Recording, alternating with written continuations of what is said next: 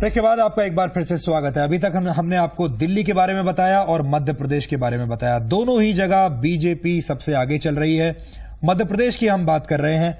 मध्य प्रदेश में खुशखबरी है बीजेपी के लिए, लेकिन आगे हम बात करें उससे पहले एक बार यह देख लेते हैं कि 2008 में कैसी थी मध्य प्रदेश की तस्वीर। और यह जानने के लिए मैं सीधे आपको लेकर चलता हूं मेरे सहयोगी रोहित सरदाना के पास। मध्य प्रदेश की 230 सीटों पर चुनावी गणित किस तरीके से बैठेगा, इसको समझाने के लिए हम आपको जरा 5 साल पीछे लेकर चलते हैं। 2008 की विधानसभा की तस्वीर कैसी थी, पहले आप वो देखिए, उसके बाद हम आपको बताएंगे कि 2008 में वोटों का बंटवारा मध्य प्रदेश में किस तरीके से हुआ था। यह आपके सामने एक आंकड़ा है। 230 सीटें मध्य प्रदेश की कैसे कैसे बटी।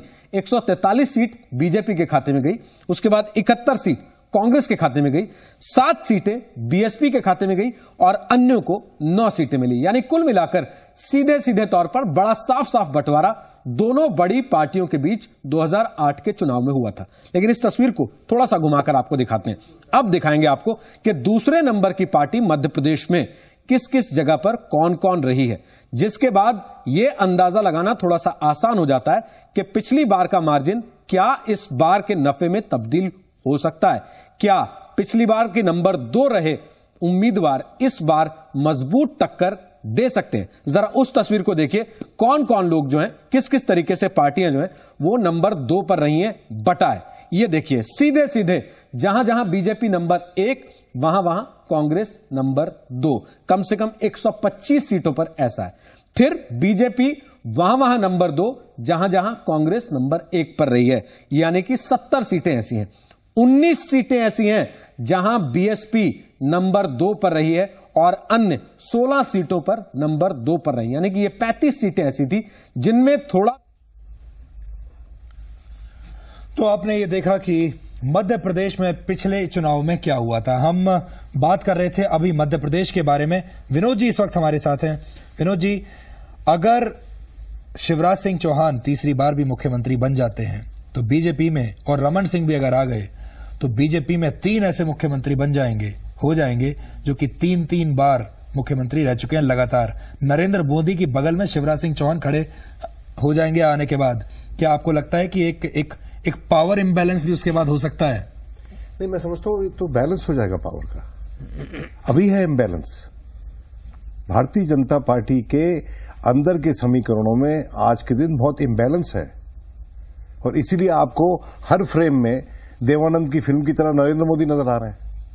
देव साहब जो फिल्म बनाते थे हर फ्रेम में वो खुद होते थे और कई बार पिट जाती थी फिल्म उनकी, खासकर उनकी वृद्धावस्था में तो ज्यादा पिटने लगी।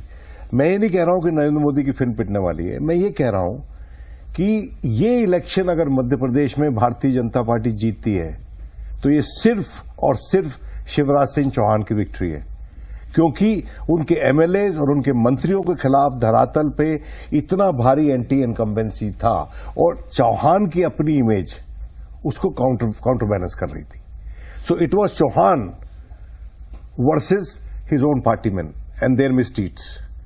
लेकिन एक बात आपको बताना चाहता हूं और इसका समीकरण कि ये जो इनके पिछले आंकड़े थे उसके मुकाबले में आज क्या दे रहे हैं आप उनको। इनका पिछला आंकड़ा था 143, today you are giving them 120। इनकी टैली गिरी है, कांग्रेस की टैली बड़ी है बावजूद नरेंद्र मोदी के। आप समझ रहे हैं इस बात को जी। तो इसलिए मैं समझता हूं कि छत्तीसगढ़ और मध्य प्रदेश और दिल्ली के रिजल्ट्स पे और राजस्थान, क्योंकि राजस्थान में अगर जो मेरी अपनी जानकारी है वहां पर शायद भारतीय जनता पार्टी को ज्यादा रिस्पेक्टेबल विक्ट्री मिलने की संभावना है, लेकिन छत्तीसगढ़ और मध्य प्रदेश में क्लोज कॉल है। It's a close call. इसमें कोई लैंडस्लाइड की वाली कोई हमको सिम्टम नजर नहीं आ रहा। तो इस पे एक बड़ी बहस, व्यापक बहस भारतीय जनता पार्टी के भीतर होनी पड़ेगी और मैं समझता हूं कि संयुक्त नेतृत्व अगर वो प्रोजेक्ट करेंगे इसके बाद, और देखिए उन्होंने प्राइम मिनिस्टर कैंडिडेट तो कर दिया अनाउंस, तो मैं समझता हूं कि क्वार्टर फाइनल से उन्होंने फाइनल में कौन खेलेगा, उनका कौन बंदा जाएगा वो तो पहले ही अनाउंस कर दिया सेमीफाइनल से पहले। अब देखते हैं कि कोई वाइल्ड कार्ड एंट्री हो सकती है कि नहीं। शिवराज सिंह चौहान, अगर रमन सिंह जीतते हैं वो। प्रकाश जावड़ेकर जी इस वक्त हमारे साथ हैं। प्रकाश जी, आप रिएक्ट करना चाहेंगे जो कि विनोद जी यहाँ पर सवाल उठा रहे हैं, और हम भी यही पूछना चाहेंगे कि दिल्ली में जो एग्जिट पोल कम से कम जो कह रहे हैं आप जीत रहे हैं, मध्य प्रदेश में आप जीत रहे हैं, इसको आप नरेंद्र मोदी की विक्ट्री मानते हैं या फिर जो आपके रीजनल लीडर्स थे, डॉक्टर हर्षवर्धन थे, शिवराज सिंह चौहान थे, उनकी ये जीत है? क्योंकि दिल्ली में हमने देखा पोस्टर में नरेंद्र मोदी की फोटो बड़ी थी और डॉक्टर हर्षवर्धन की छोटी थी। ये पार्टी की जीत है और ये जबरदस्त तरीके से कांग्रेस के विरोध में गुस्सा है। हमारा संगठन है, स्थानीय नेतृत्व है, अच्छे कैंडिडेट है, और उसके बाद आइसिंग ऑन द केक होता है। वैसे मोदी के एक 5% वोट है उसमें, और वो एक डिसाइसिव काम करते हैं। वो अभी तो शुरुआत है।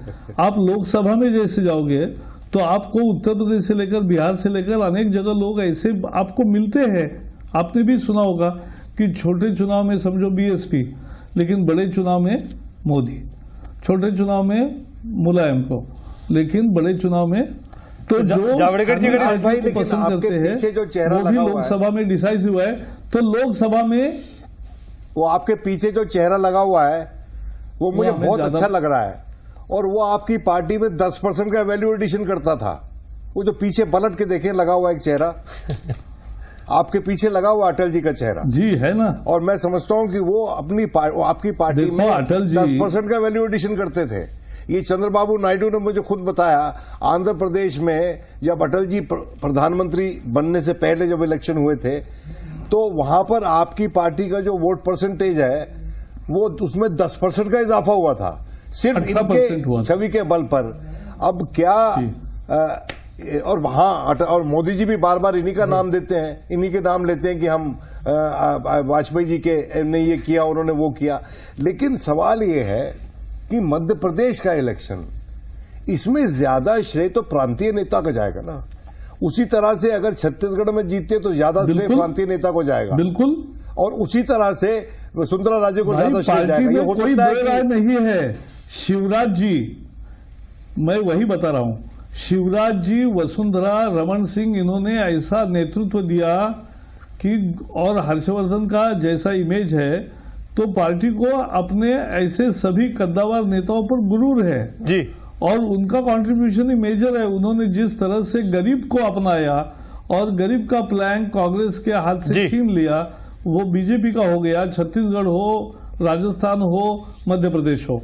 और आप देखोगे मोदी के आने के बाद भी देश भर से गरीब का जो प्लैंक है वो पहले कांग्रेस का होता था। तो ये चाय बेचने वाला वर्सेस शहजादा, ये जो डिबेट है वो भी एक लोगों के दिल में घर करके जी। बैठता है। प्रकाश जी, यहाँ पर मैं आपको बीच में रोकूंगा, एक छोटा सा मैं ब्रेक ले रहा हूं, लेकिन एक सवाल जरूर ब्रेक के बाद आपसे पूछेंगे, और वो सवाल यही होगा कि अगर आप मोदी को प्रधानमंत्री पद का उम्मीदवार घोषित ना करते तो भी क्या आपकी इतनी सीटें नहीं आती?